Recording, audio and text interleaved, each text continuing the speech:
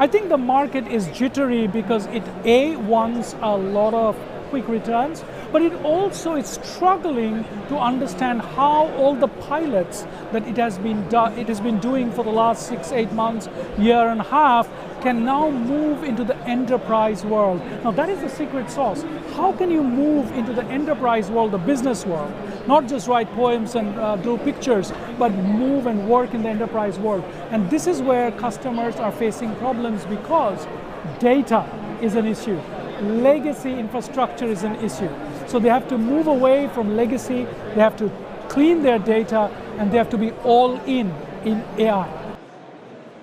We continue to see attackers abuse those remote access tools. Think about how you can secure your environment. And then finally, Environment 25 shows you those trends I talked about and how the threat landscape is changing. Thank you for your time.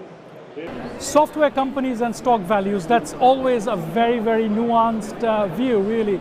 Look, stock markets go up and down, and we are investors, and people in the tech industry are investors for the long term. What is happening now is that there's been actually trillions of dollars invested in infrastructure, things like energy, things like data centers, things like model making for the last 5 or 6 years. And this is the time, 2026, a pivotal year, when everybody is saying, I need returns, and I need returns now. And that is why there's been some erosions and some course corrections. But this will all settle in another 6 or 8 months, I think.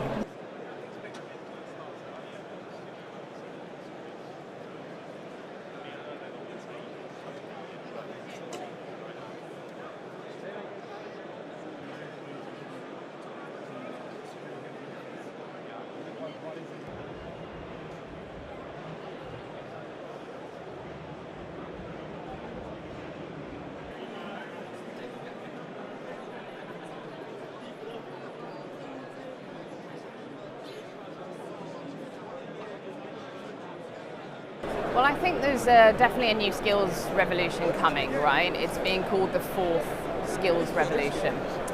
The issue that we've got is that we hadn't actually finished the third skills revolution, which was around computing and software.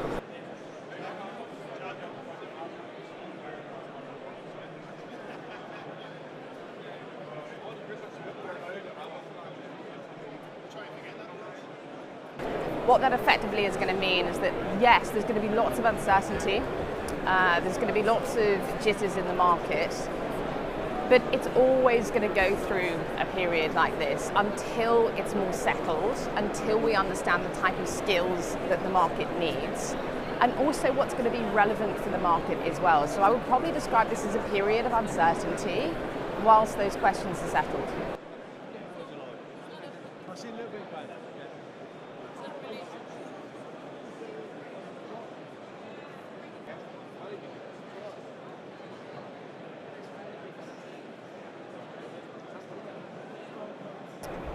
Lots are being written about whether there is an AI bubble, whether there isn't an AI bubble, whether the bubble is about to burst, whether it's not about to burst, and also whether we are at the beginning of an AI bubble, the middle, or even the end.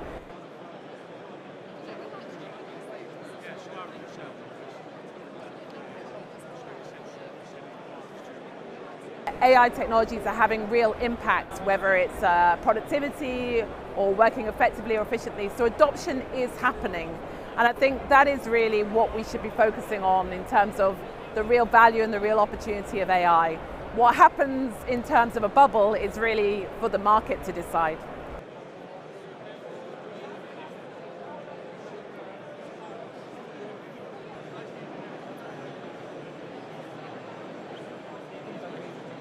I think that we're moving into a different stage with AI.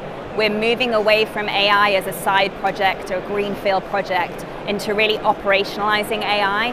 How are we going to govern the risk around AI? How are we going to incorporate its workflows? So it's a lot more about what the feasibility and viability is from a business perspective. Native engineering team. So we're going to have this conversation for about 20 minutes, and then what we'll do is we'll pass out the mic, so if you've got any questions. And we've been on this journey for the last few months of having to rewrite our tech stack because we had a legacy product. we've just been having these conversations for ages, but over the last 18 months, you've really been on that. So you see, this is really